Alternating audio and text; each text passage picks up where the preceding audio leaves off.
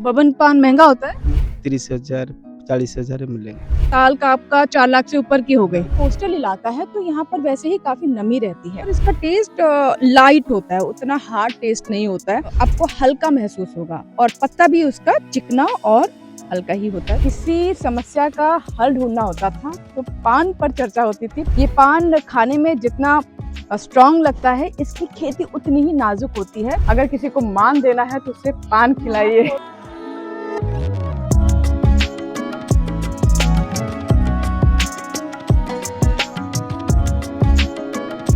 ये आपको लेकर चलती हूँ पान के खेत में और दिखाती हूँ कैसे होती है। पान की खेती बहुत ही इंटरेस्टिंग तरीके से होती है और आपको भी, मुझे पूरी उम्मीद है कि अच्छा लगेगा।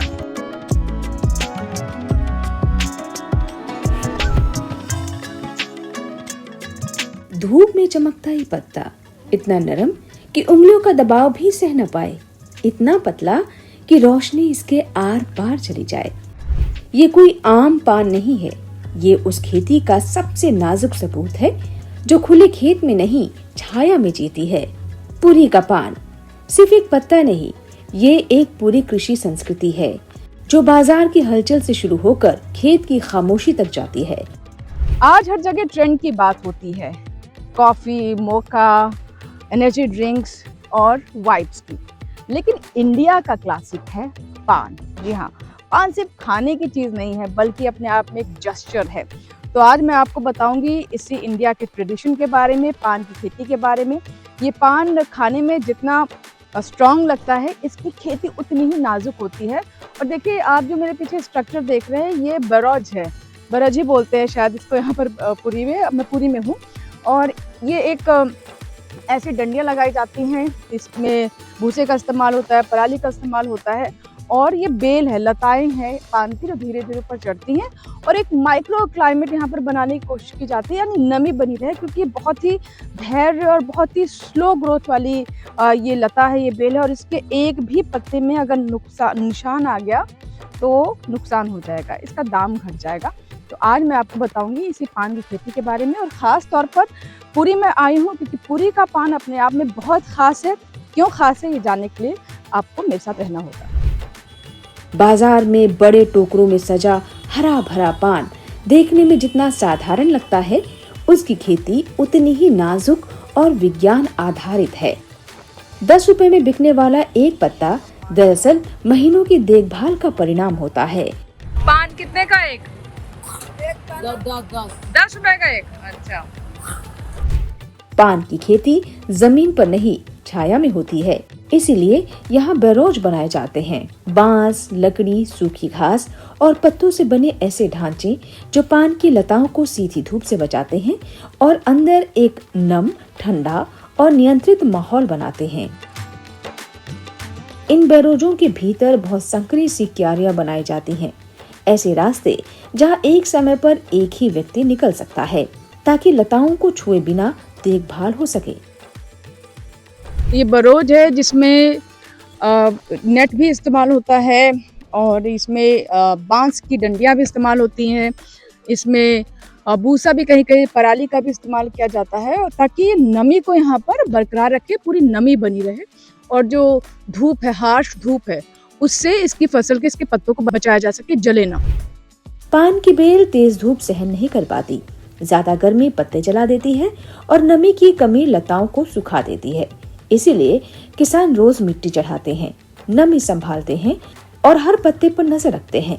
बरोज के भीतर उगती नई कोपलें सिर्फ हरियाली नहीं, आने वाले दिनों की कमाई होती है, क्योंकि पान एक ऐसी नकदी फसल है जिसमें सही देखभाल हो तो नियमित तोड़ाई और लगातार आमदनी संभव है। इसी खेती के भीतर पुरी में पान की अलग अलग स्थानीय पहचान भी बनती है। पान की खेती करने वाले किसान मेरे साथ हैं, उनका पूरा परिवार इसकी खेती में है और इसलिए क्योंकि इसमें काफ़ी मेहनत चाहिए, काफ़ी स्किल चाहिए। तो ये कौन सी वैरायटी है और बड़ा चिकने पत्ते हैं इसके? ये वैरायटी है भैंसकुलिया पान, भैंसकुलिया। तो इसकी खासियत क्या होती है? मतलब अच्छा क्या होता है इसमें? अच्छा है जो बावन का पान है। अच्छा, ये जो भैंसकुलिया है अच्छा है, भी बावन भी अच्छा है। अच्छा, तो इसका जो बंसकुलिया जो पान बताया, इसमें क्या खास होता है? इसका पत्ता बड़ा पतला सा है, चिकना चिकना होंगे, तब रे भी बड़ा भी होंगे। ये साइज में बड़ा होता है।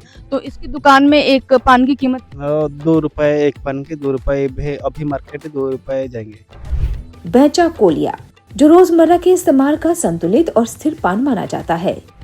गोड़ी मंगला, जिसका चौड़ा, मुलायम और चमकदार पत्ता अच्छी छाया वाले बेरोज में उगकर पूजा और प्रीमियम उपयोग में जाता है। बबाना, जो मोटी और टिकाऊ होने के कारण गड्डी और लंबी दूरी के व्यापार के लिए पसंद किया जाता है। और नौवा पान, जो नई बेल से निकलने वाला बेहद ताज़ा और मुलायम पान है, जिसकी शेल्फ लाइफ कम लेकिन खुशबू और स्वाद ज्यादा होता है। पत्तों की गुणवत्ता, उनकी चमक, मुलायम बनावट, एकसार रंग और दाग धब्बों की अनुपस्थिति ही बाजार में दाम तय करती है। तो पुरी का पान जो है वो हमारे बनारस का पान जो है या फिर उत्तर भारत का पान है उससे काफ़ी अलग इस तरह से है क्योंकि ये काफ़ी पतला होता है। देखिए ये ना काफ़ी पतला होता है और चमकीला भी बहुत होता है और इसका टेस्ट लाइट होता है, उतना हार्ड टेस्ट नहीं होता है। और इसीलिए जो इसमें कत्था, सुपारी, चूना वो हल्का इस्तेमाल किया जाता है। तो पुरी के पान की खासियत ये है कि स्वाद में थोड़ा मीठापन होता है और आपको हल्का महसूस होगा। पुरी के पान की खासियत ये भी है कि ये समुद्र के इलाके में पनपता है क्योंकि यहाँ पर वैसे ही नमी होती है और थोड़ी आर्द्रता के साथ नमक भी रहता है। तो ये पान जो है अन्य पानों से इसलिए भी अलग होता है क्योंकि क्लाइमेटिक कंडीशंस भी काफ़ी डिफरेंट रहती हैं।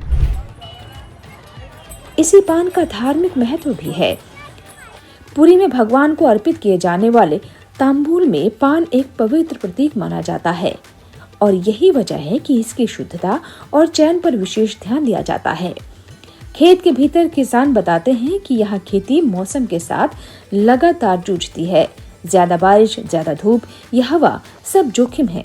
फिर भी सही प्रबंधन के साथ छोटे क्षेत्रफल में भी महीने के लगभग 40,000 रुपए तक की आय बन सकती है।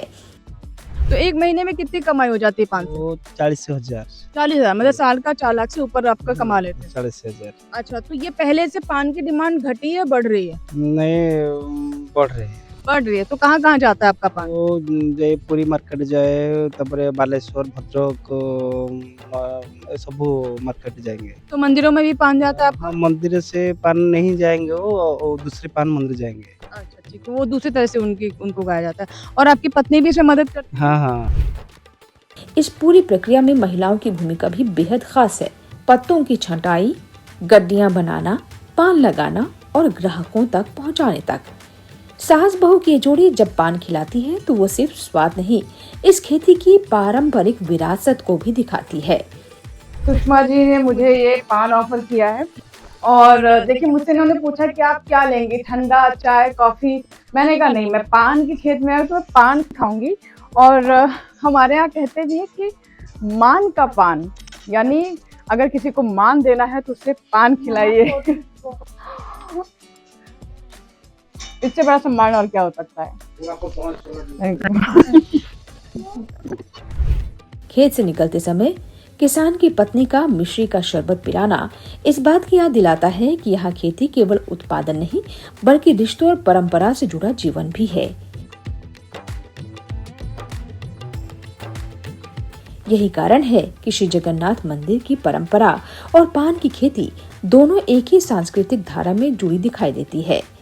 यही वजह है कि पुरी का पान एक साधारण पत्ता नहीं बल्कि छाया में उगती एक संवेदनशील फसल और बाजार में टिकती एक पूरी ग्रामीण अर्थव्यवस्था की कहानी है। Agri DNA by Anju Singh आप तक ऐसी जानकारियाँ पहुँचाता रहेगा। आप हमारे चैनल को जरूर सब्सक्राइब करें।